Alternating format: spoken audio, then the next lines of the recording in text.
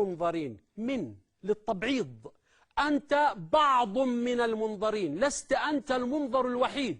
قال رب فأنظرني إلى يوم يبعثون، قال فإنك من المنظرين إلى يوم الوقت المعلوم. إذن هناك شخصيات أخرى غير إبليس منظرة تعيش على الأرض آلاف السنين، منهم المسيح الدجال، وسنثبت هذا بعد قليل إن شاء الله.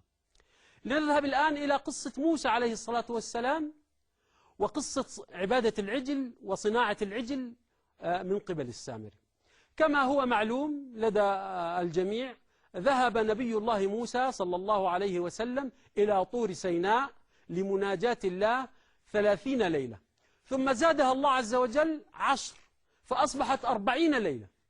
في نهاية هذه 40 ليلة من المناجاة أو 40 يوم، أنزل الله عز وجل على نبيه موسى عليه الصلاة والسلام ألواحا من السماء، ألواح مكتوب فيها شرائع لبني إسرائيل. هذه الألواح جاء في بعض الآثار الإسلامية أن الله تبارك وتعالى كتبها بيده، الله كتب هذه الألواح بيده سبحانه وتعالى، ونزلت هذه الألواح مكتوبة من السماء. قال الله تبارك وتعالى وكتبنا له في الألواح من كل شيء موعظة وتفصيلا لكل شيء. استلم نبي الله موسى عليه الصلاة والسلام هذه الألواح، ولكن الشيء المحزن أن هناك معلومة، الله عز وجل أخبر موسى عليه الصلاة والسلام بأن قومه قد وقعوا في فتنة عظيمة. قال الله سبحانه وتعالى قال وما أعجلك عن قومك يا موسى، قال هم أولئك على أثري وعجلت إليك ربي لترضى، قال فإنا قد فتنا قومك من بعدك وأضلهم السامري.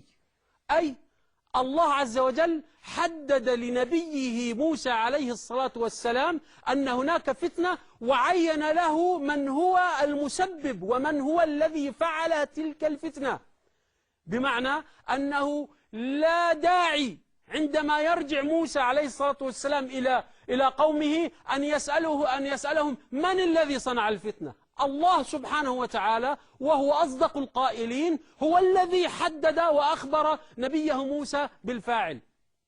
موسى عليه الصلاة والسلام رجع إلى قومه غضبان أسفا، رجع عليه الصلاة والسلام فوجد القوم يسجدون ويطوفون ويرقصون ويعبدون عجل، جريمة من أعلى أنواع الجرم، ليست جريمة الزنا، ليست جريمة السرقة، ليست جريمة التثاقل عن العبادات، ليست جريمة الارتداد عن الدين، الارتداد عن الله سبحانه وتعالى.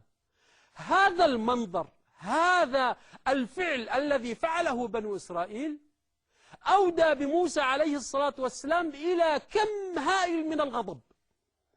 لنرى كم هذا الغضب.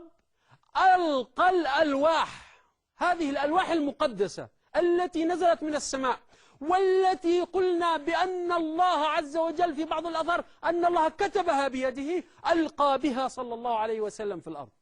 بالله عليكم تخيلوا لو أنني أنا كمسلم أحمل القرآن الكريم بين يدي، ثم لأي سبب أمسك بهذا القرآن وألقي به إلى الأرض، أقل ما يقال في حقي بأنني غضبت إلى حد الإغلاق، إلى حد الإغلاق. هذا ما حدث مع نبي الله موسى عليه الصلاة والسلام، غضب غضبا شديدا. ثم لننظر إلى تسلسل الأحداث. ذهب إلى الرجل البريء، ذهب إلى هارون عليه الصلاة والسلام.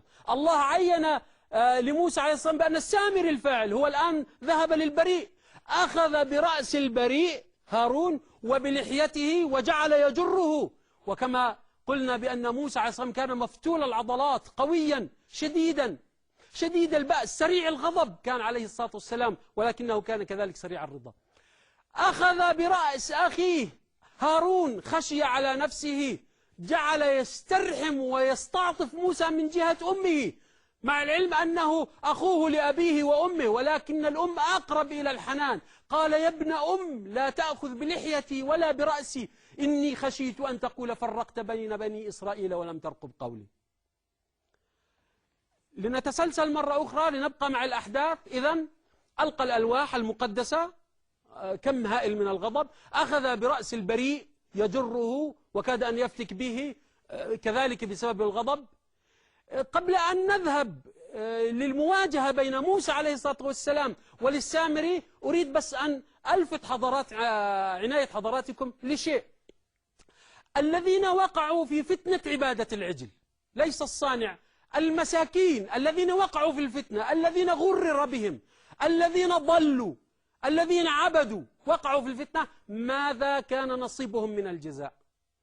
ماذا كان نصيبهم؟ كان نصيب الذين وقعوا في الفتنة أنهم إذا أرادوا أن يتوبوا عليهم أن يقتلوا أنفسهم. الموت، ليس الجلد، ليس النفي، ليس السجن، ليس الحبس، ليس الموت لمن أراد أن يتوب. وإذ قال موسى